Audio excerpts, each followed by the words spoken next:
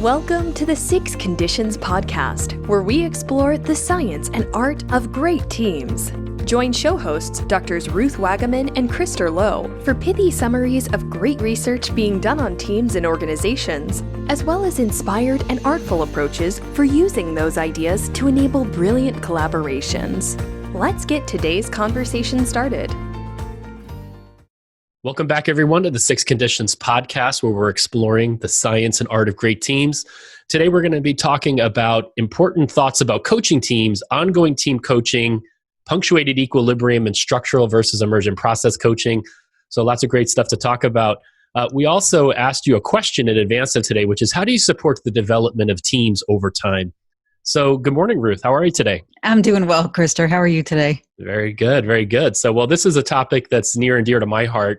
You know, I've really committed myself over the last 5 years to really contribute to the emerging profession of team coaching and, you know, met you along that journey. So I'm excited to get into this topic.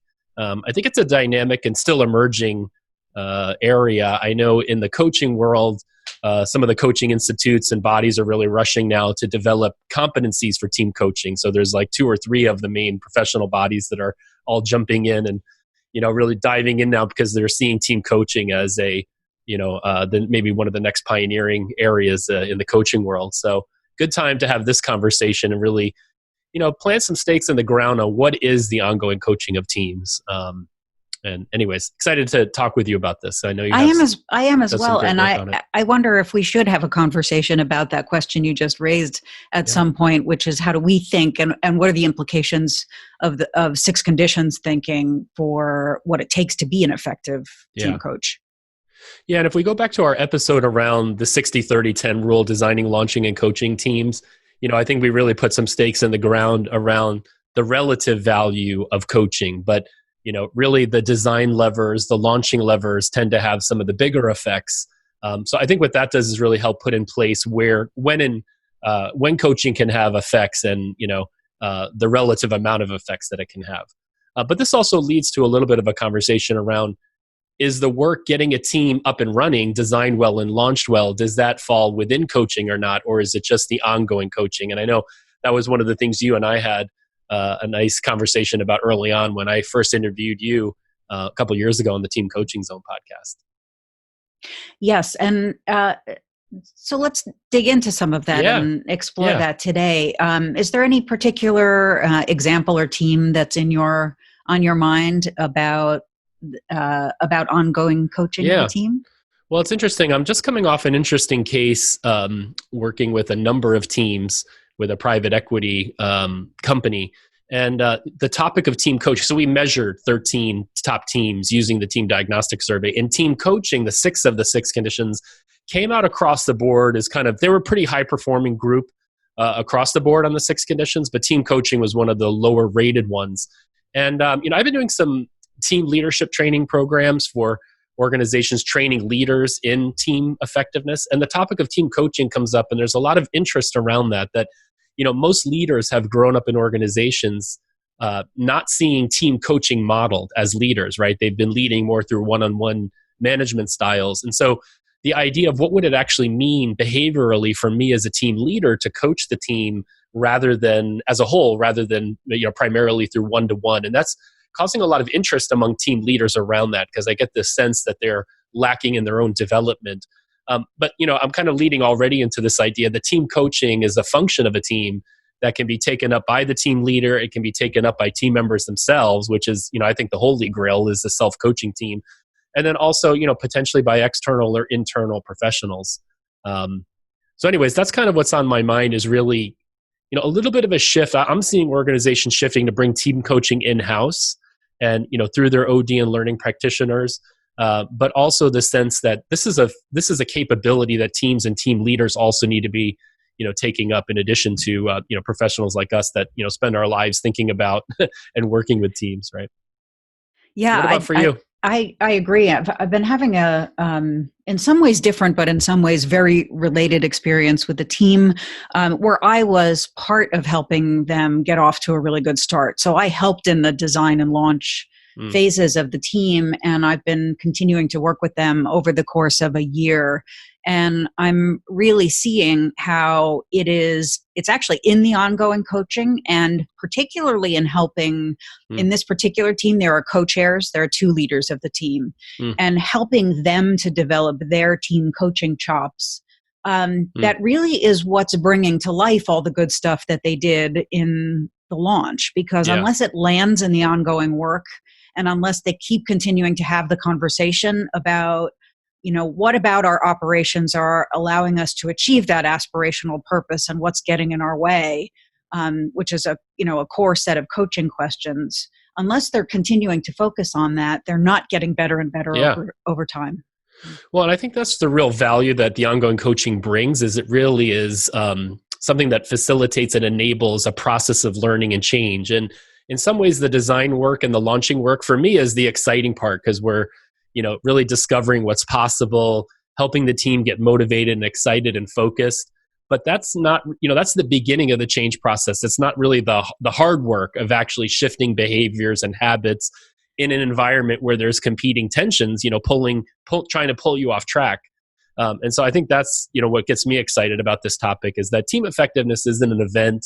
It is a process of learning, and, it takes some time, right? It can take a couple months or even longer, depending on the rhythms and cadences of the team. And so there's a risk that the design and launch phase just kind of plops.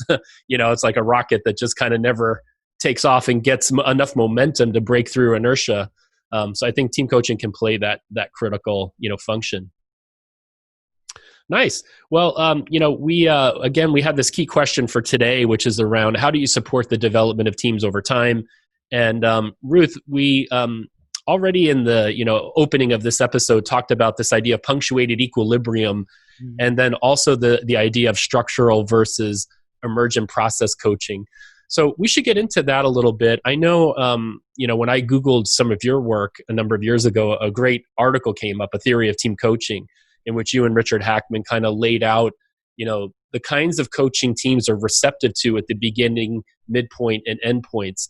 And I'm wondering if that's a good place to enter, or do we go directly into the punctuated equilibrium, which is related to that paper that you guys wrote? Let's start with the punctuated equilibrium, because that is a sort of prior question. And the question is, are there predictable cycles in the life of a group that would allow us as team development professionals to be particularly helpful at particular times? And this idea of punctuated equilibrium, it actually comes from evolutionary science, but a scholar at Yale who was working with Richard Hackman, her name was Connie Gersick, really brought this idea to life in the developmental sequence that teams go through. And I think it was her dissertation research. She began by observing that the very popular model, Tuckman's model of forming, storming, norming, performing, did not sit right with her as someone who had spent a lot of time in organizations and in working in teams and leading teams.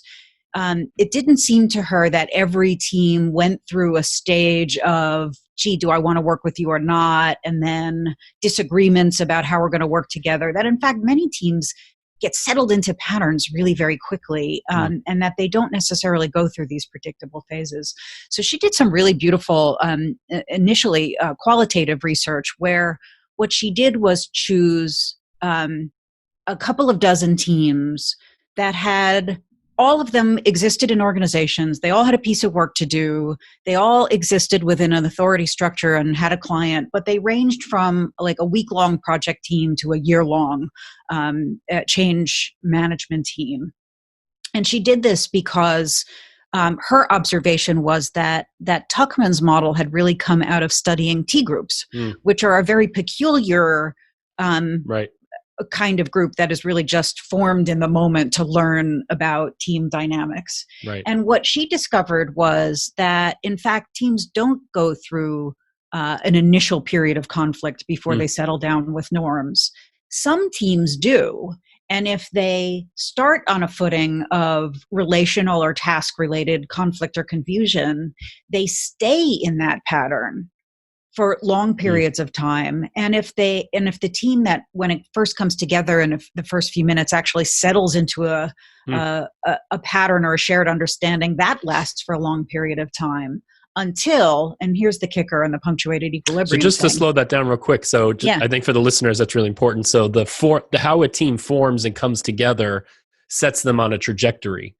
And, people like me keep busy because a lot of times teams are kind of put together without a lot of, taking advantage of that moment and end up developing bad norms or conflict patterns early on, which, creates a lot of work for the team coaching practitioners. But so I just want to slow that down. But you don't have to start that way, right? And actually, it does say that, forming and launching well and timely is a great opportunity for teams and team leaders. Exactly. There were some teams that actually got off on a positive trajectory, really energized about the work, really engaged with each other, really using good norms and work practices right from the very beginning, and others that were on poor trajectories. And the important first part of her time-related model is that trajectory lasts up until the calendar midpoint of the life of the group, meaning if you're a week-long team, your calendar midpoint comes at 3.5 days. If you're a year-long team,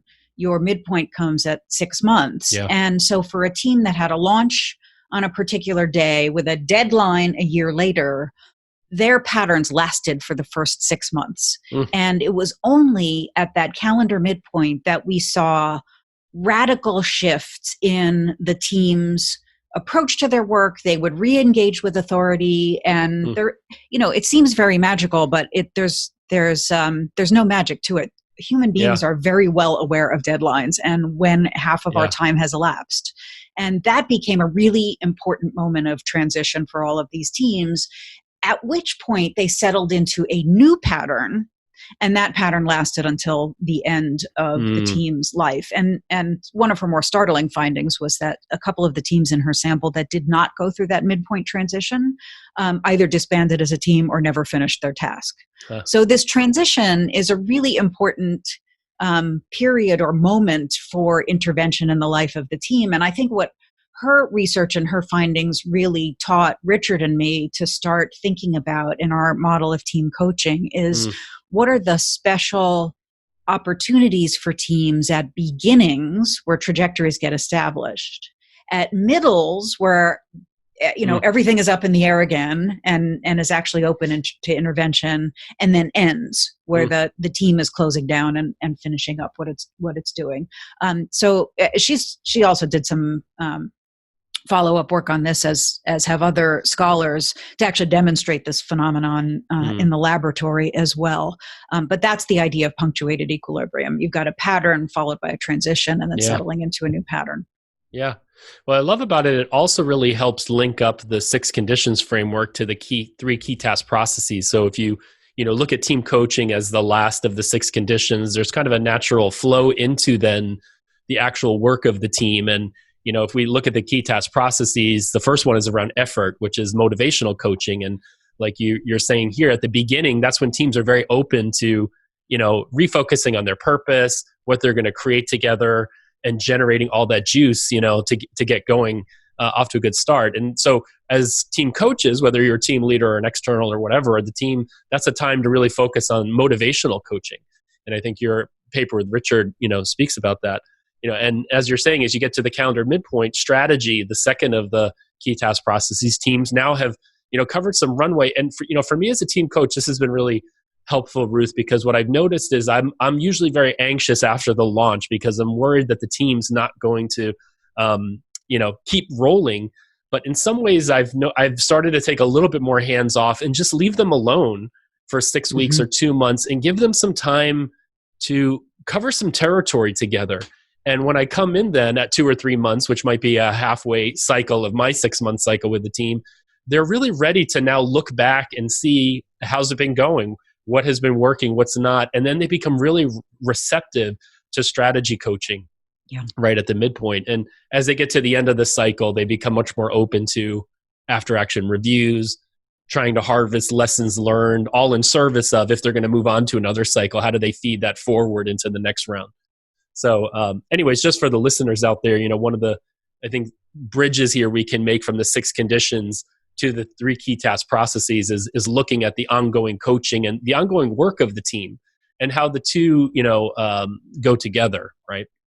Yeah. So I use this. I'm curious as to whether you use this heuristically in your work as well. But for me, it's helpful to think about different cycles that teams go through. So a team can have a cycle within a meeting. A meeting has a beginning, it has a middle, it has an end. Yeah. So I'm thinking about, how do we do effort, commitment, energy related stuff at the beginning? Yeah. How do we take a pause at the middle and say what's working and what's not? What do we need to shift in our strategy? And how do we take a pause at the end to focus on learning? And you can do that in the course of a single meeting. And you can also do it over the course of a task cycle. So imagine a team that you've worked with has said, we want to get such and such completed at 3 months. Well, that makes 1.5 months an excellent point for a check-in about, so how is our strategy working for us, and what do we need to do differently if we're really going to pull that off in 3 months' time? Yeah.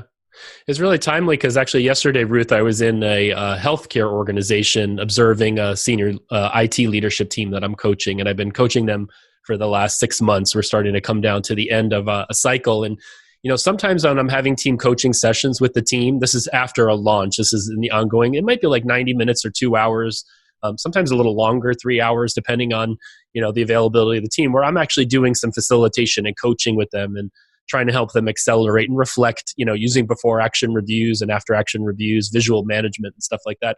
But I also do a kind of coaching where I'm just observing the team. So I sat in yesterday for 2 hours and observed the team. And they contracted for me to give them some feedback or observations at the end of the meeting. But when I was observing them for 2 hours, I was paying particular attention to what was happening at the beginning. How did they start? What happened at the midpoint of the 2-hour meeting, which was an hour in? And then, what happened in the second half? And, and then I just held up the mirror to them at the end and said, so here's what I observed, no judgment. This is just what happened in your meeting over the last 2 hours. And it was striking that those 3 time points were really revealing that there were different things going on that were very meaningful. And so one of my, suggestions to them was that at about the hour mark, I noticed the attention in the team started shifting, that people could stay attention for an hour. Mobile phones started coming out a little bit. One person went to the bathroom, and there was just kind of a natural disruption, but it almost would have been more beneficial if they had taken a 5-minute break at the midpoint of the meeting to just readjust, re-engage, maybe talk about what was going well and how to think about using their time, and seeing if, the plan that they had for the 2 hours, they were still on target for. So anyways, just a rich creative ways where I think we can add value in helping teams start to just use time effectively.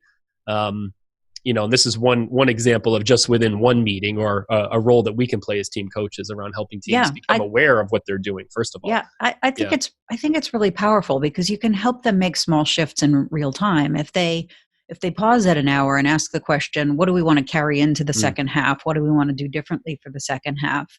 They can do a cycle of improving their approach to their work just within an instance. And I also have, I work a lot with deadlines with teams, not primarily because of, it's not just about getting them goal oriented or concrete about what they're aiming to do, although that is part of it. It's also to make predictable for them the moments in which they will have the bandwidth to focus on learning. And not just on execution. Yeah, that's really interesting. The other thing about human beings and time is we tend to be poor estimators of how much time it will take to do things. And so this team had put 30 minutes on the 2-hour agenda to do roundtable updates. So each of them wanted to provide updates on stuff going on in their line of the business, as well as where there were interdependencies and cross-cutting issues. It turned out they actually needed an hour. So they ended up spending 30 minutes doing roundtable updates. Then they had a stakeholder come in, which was great, a great use of time, having stakeholders come in. And then they had to go back to the roundtable updates.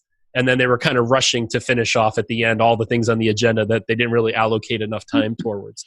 So anyways, there's just some small little things of helping teams develop some different kind of hygiene norms about how they use their time in meetings, and not over-designing. Because I think one of the things we oftentimes do is we over-design agendas, and then, there just isn't enough room. And so we end up, in some ways robbing a lot of the more value-added types of discussions where the collective mind of the team is really creating value, because we've we've stacked up so much of the information sharing and operational kinds of topics. But, this issue also, raises for me, which I've picked up from the Agile community, is really helping teams start to work and take advantage of cadences and find the right cadence and rhythm. Like Scrum, for example, has this idea of teams working in sprints, whether it's 2 months or a month. But what are the time cadences for the team that really make most sense to you? And so we can actually take advantage and break down bigger pieces of work that might take 6 months or a year into 1 month blocks and really use these time cycles. If you have a month-long cadence or rhythm, at the midpoint of that month, 2 weeks in, it's a really good time to pause, do an after-action review, do a retrospective, get a sense of what's working well, and you have time then to make some shifts in the next 2 weeks. So what I love about that is rather than wait 3 months in a 6-month project, start working in 1 month cycles and start, getting faster iterations of learning and performance, right? And coaching. So I think that's where we can really help teams. And we work with a lot of senior leadership teams, and their cadences are very different for more operational teams. But even there, I find leadership teams can really benefit from just having a discussion of what are the right cadences for us. So what else is coming up for you, Ruth? I mean, we need to talk about the idea of structural versus emergent process coaching, and you and I, the Practitioner's Handbook of Team Coaching, seeded this concept. Yeah, so we wrote about this together in this Handbook of Team Coaching chapter, and this was a distinction that you introduced to me as a consequence of your work in the field of team coaching and the conversations and debates that we were having about design and launch versus ongoing coaching. You introduced this idea of structural coaching versus emergent process coaching. And I wondered if you would just say a few words about how you think about that distinction and why it's important to you as a team development professional. Well, before I interviewed you years ago and really got deeper into the 6 condition framework, I was approaching team coaching as a coach as something that, ran from the beginning when clients would contact me, and I'd go in and, build rapport with the leader and the team and discover what their purpose was. And I found myself doing a lot of purpose work, or what we called the design work, refocusing why the team needed to exist, what it was working on that was creating value, and how it was going to work together. So I found myself doing a lot of facilitation, coaching, some one-on-ones with the team leaders around just getting the team in good place so that they could move down the field in a more accelerated way. And so when I was reading your work and your paper, there's a lot of the focus there was on the ongoing coaching of teams, over the course of its actual work cycle. And so that's where, for me, it just drew the distinction for me that some of the work we do is around structural support, coaching, whatever you want to call it, of the team. But then there's the emergent stuff that happens as the team is moving forward. And, I think in the team coaching field, many of us get work because there's pain around what's emerging in the group, right? Which is pain around the 3 key task processes. The team is demotivated. It's not clicking. It doesn't really have clear strategies. It's not leveraging the resources on the team, the talent of the team. And that's where we oftentimes get called in. And there's a seduction to come and do trust building workshops or focus on those emergent processes. But I think, one of the values of the 6 conditions is if we kind of dig back into what are the structural drivers, we want to make sure that if psychological safety is an issue in the team and team isn't safe together, well, we want to go back and look first. Does the team have a clear purpose? Have they developed clear norms and how to use the team members and the roles and such? And what you oftentimes find is those things aren't in place. So just doing safety, it's hard to go in and coach teams around safety. You can temporarily make them feel safe through team building exercises or activities. But if the underlying drivers of that safety are more structural in nature, rather than personality based, you're kind of shooting yourself in the foot. So anyways, I find that distinction of emergent and structural coaching helpful. And the way I conceptualize that is really like a Venn diagram, that they're distinct, but they overlap. There are times in the ongoing coaching of teams when you need to be revisiting the structural design conditions. And even when you're coaching teams around the structural things, you're getting to see the way the team shows up, and the emergent phenomenon is already manifesting itself a little bit. You can start to look at the authority structure of how the leader and the team are, relating to each other. So anyways, I tend to think of it more as like cyclical processes and, skills that we need to be bringing to help teams, both at different stages of their cycle. Mm-hmm. But so they are quotidian and linear to a certain degree, but there's definitely some non-linearity to it. Yeah. Well, yes, because I agree with you that it is iterative. So I think about it this way. Structure drives behavior. So bad structure drives bad behavior, and constructive structure drives constructive behavior. And what the work on structural coaching does is it sets the team onto a positive trajectory, and it opens them up to more positive emergent process coaching, because what you're doing is it's not correcting terrible problems. It's building on already established positive momentum. Right. But I also, in thinking about this idea of structural coaching, I'm coaching teams and I'm coaching team leaders in a way that's intended to be capacity building, so that in their next team and their next collaborative experience, they're better prepared to put positive structures in place for themselves and to become increasingly independent and increasingly self-coaching over time. Yeah. That healthcare team I was talking about earlier, one of the things, I had a 3-hour session with them a little more than a month ago. And one of the things they said was, Krister, we really want you to teach us some of these facilitation and coaching techniques, not only for us, but so we can use them with our teams as well, because they're aware that the end of our 6-month engagement is coming to a close. And, I'd love to be around with that team for another 6 months, but I almost feel like if we are coaching teams in 6 months to 9 months or a year, we should be able to help transfer some of these capabilities to the team so they can become self-coaching.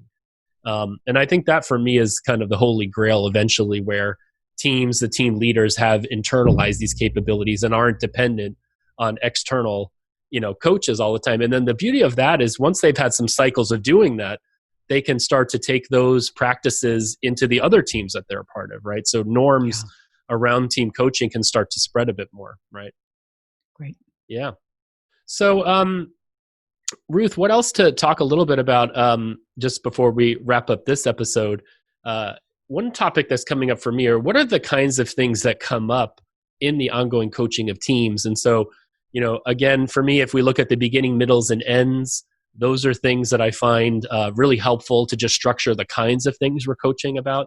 I'm also finding that many teams are being receptive to the idea of visualizing their work. So once I get past the launch and a team has been spending some time working, usually at the calendar midpoint of the engagement, they seem to become very open to the idea of after action review, reflecting on what they've done, what's working, what's not, retrospectives.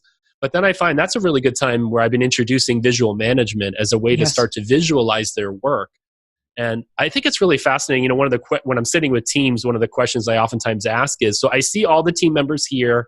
We know what the purpose of the team and all that, and is and all that, but where is your work? I say, I can't visibly see your work. And then they start to tell me what their work is. And I said, no, I can't see it. Where is it? And, I keep playing these questions to them. And then eventually they start pointing to their heads that their work is in their heads. And, what's interesting about that is if teams exist because there's work to do, but yet we come together in teams and the work is just implicitly in our head, there's a big risk there that we're operating, that we have a shared assumption of what the work is that we're working on together. And so by visualizing the work, it really helps us make that explicit. And so anyways, I've been finding that really helpful for teams, because then when we come together for a coaching session, we can stand and look like at a Kanban board, for example, and look at the work together, which takes the focus off the people and the relationships and keeps the work kind of at the center of the huddle, so to speak. I've been finding that useful. I do too. I've been finding the same thing. And it really builds the team's self-coaching capacity around team task strategy. That's where I see them getting sharper and smarter, because they've got a visual image of all of the things that are on their plate, who is taking a kind of leadership or convening role around each of those things, which ones are delayed, what are the stuckness points, how could they reorient or reorganize themselves to break through what some of the stucknesses are, and they're increasingly spontaneously having those questions because it's not all stuck in their heads anymore. They've got an image of it, and they can stand before it and reorganize themselves to make progress on the things that they've committed to. The other thing is I find that, once the teams are really getting flowing and they're really starting to get traction, they're seeing some success, it creates some breathing room to then really do some other things like, helping them focus on their individual and collective learning. Yes. So to create some coaching around learning. And that, I find once the anxiety and performance anxiety comes down a little bit, there's oftentimes more room for that. Maybe we'll have a future episode talking about learning in teams. And sometimes teams come together for the purpose of learning, to innovate. And so they don't have a really clear purpose at the outset. And I have some good stories of coaching those kinds of teams that I'd love to share, but maybe we'll save that for a future episode. Absolutely. And to share some of the structures that we use to help teams explicitly engage in learning as they progress in their work. Yeah. Well, great. Well, I hope everybody enjoyed this episode. And, I would say, Google A Theory of Team Coaching by Ruth Wagaman and Richard Hackman. It's a great read. I think you'll find it super valuable. Really kind of summarizes a number of the things we've talked about today: punctuated equilibrium, the beginning, middles, and ends of team cycles, and the kinds of coaching that teams are receptive to. So I think that's a great resource. I want to share a couple of others. Connie Gersick that I named earlier, her paper is called Time and Transition in Work Teams. And she also has a chapter in Richard Hackman's book, Groups That Work, in which she tells the story of a couple of these teams. And you can see the punctuated equilibrium in operation in the cases of these teams. And I also wanted to shout out Anita Woolley, who's at Carnegie now, had done a laboratory study of the effects of doing strategy interventions at the beginnings of the life of a group versus at the midpoints. And compared that to doing interpersonal interventions. And what she found was that the only effective intervention was a strategy consultation at the midpoint. But not at the beginning. Not at the beginning, exactly. So that's a neat don't paper by overcook her. Your strategy, Yes, until the team has had a chance to log some time with it. Together. And then Colin Fisher and I and Richard wrote a paper a few years ago called Leading Teams When the Time is Right, which just brings a lot of these issues about time and timing in intervening in teams to life. Actually, Ruth, something popped up for me real quick I wanted to squeeze in here. I know in some of your research, you found that when teams were poorly designed on the 6 conditions, especially the first 5, that team coaching really didn't move the needle much. But that when teams were well designed on the 5 conditions, then team coaching made a difference, right? And I think that's just an important point we forgot to speak about. And also what I loved about that research is when teams are well designed but get really lousy team coaching, they're pretty resilient to it. But the inverse is also the case, that when teams are poorly designed, lousy team coaching can really cause some damage. So just wanted to squeeze that in there. I don't know if there's anything else about that you wanted to highlight.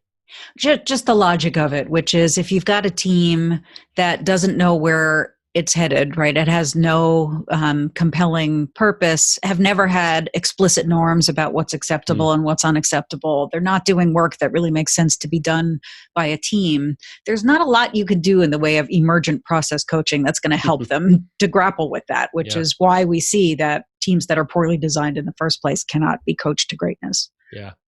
A final resource we'll put in there we mentioned earlier is our chapter in the Practitioner's Handbook of Team Coaching on designing, launching, and coaching teams, the 60-30-10 rule. So folks may want to check that out. So coming up in episode number 11, we're going to be talking about leadership and authority structures in teams. Where does team leadership come from? And our reflection question for you is, what kinds of things is it better for a team leader to do versus for the team to do? And with that, we wish you a great day, and we look forward to seeing you in the next episode number 11. Thanks, Krister. Great being with you, and see you guys next time. Okay, bye. Thanks for tuning in to today's episode. For show notes, links to great resources mentioned in the podcast, and for more information, go to 6teamconditions.com. See you next time on the 6 Conditions Podcast.